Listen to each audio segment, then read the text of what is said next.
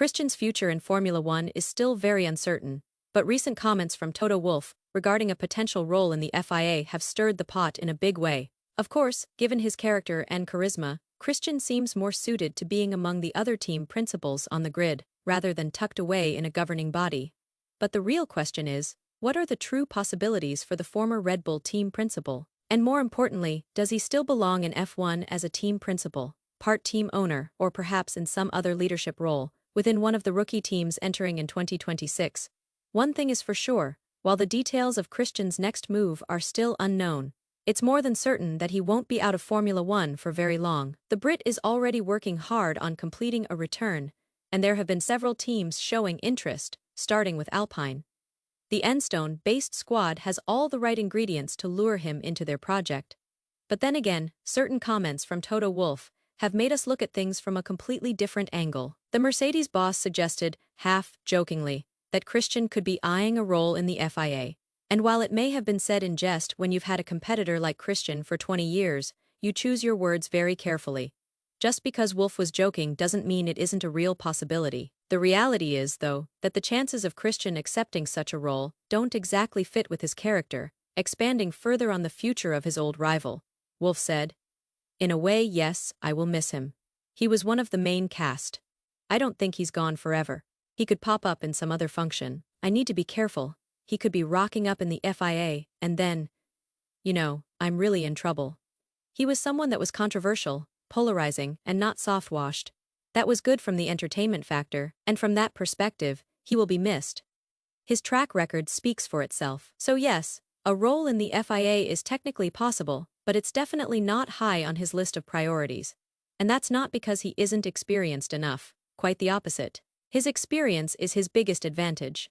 After all, Stefano Domenicali was Ferrari's team principal in 2014, and today, he's the president of the entire sport. If Christian wanted to, he could absolutely use his knowledge to guide Formula One from a more bureaucratic position. But will he? Probably not. As a man who has always thrived at the front lines, battling for his drivers, Christian belongs among the team principals. Just look back at Jeddah 2024, when he fought to erase Verstappen's 5-second penalty. How many team principals would fight that hard? That's where his true place lies. The options, however, are on the table. Alpine desperately needs an experienced leader, whether as a team principal or even a partial team owner. And the tides do seem to be shifting at Enstone. Although Alpine placed a lot of trust in Flavio Briatore, it now seems he won't have endless time to prove himself as a legitimate leader. But to make a Horner to Alpine deal work, Briatore's involvement is key. He and Christian are longtime friends, and without Flavio, a deal seems unlikely. Still, from an objective standpoint, Alpine without Briatore, but with Christian, could become a serious working project.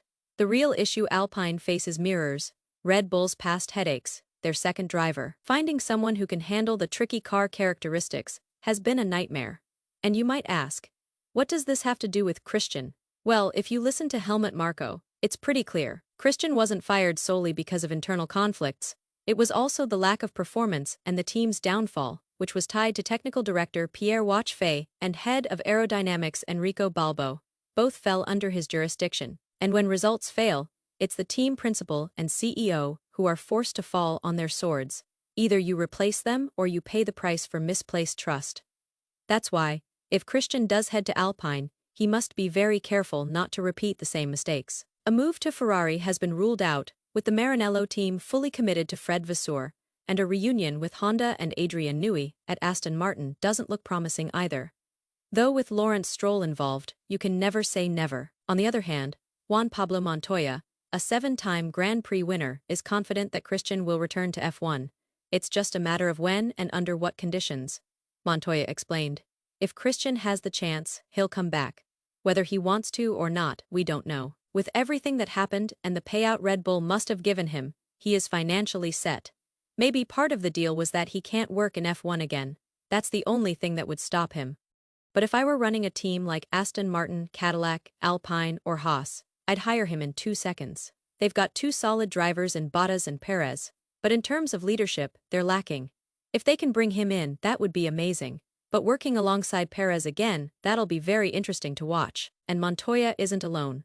Former F1 driver Robert Dornbos is also convinced that we'll see Christian back in Formula One sooner rather than later. He insists Christian's rightful place isn't on the sidelines and certainly not within the FIA, but back among the team bosses on the grid. As Dornbos put it, "I don't see him returning to a role at the FIA, I can see him giving it another go as a team boss." When you win 8 drivers and 6 constructors championships, you reach a level of competitiveness that's addictive. If you asked him directly, I think he'd say Formula One is where figures like himself, Wolff and Vasseur should stick to the battlefield, not disappear into FIA corporate roles. The problem is, the doors currently open to him come with both opportunity and risk. Even if Christian were to join Alpine, what exactly would his leadership role look like? Suppose he became team principal.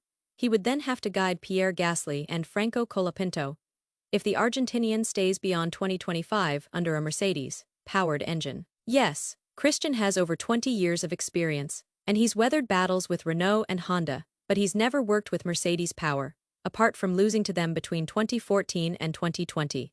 That's a new challenge, of course. There's also the buyout option. Christian could acquire a 20% stake in Alpine for around $300 million.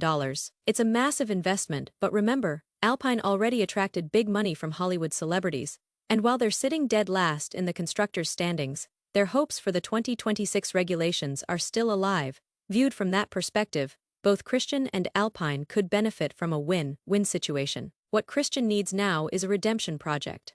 Something to prove his worth again, and show critics that Red Bull's success wasn't just luck. Alpine, meanwhile, desperately needs an experienced leader with a proven record of rebuilding broken teams into winners. From this angle, it almost feels like we're only waiting for the announcement. Even Pierre Gasly hinted at it, saying we haven't seen the last of Christian, in his own words. You can only respect all the success with Red Bull Racing. It's very remarkable and very impressive.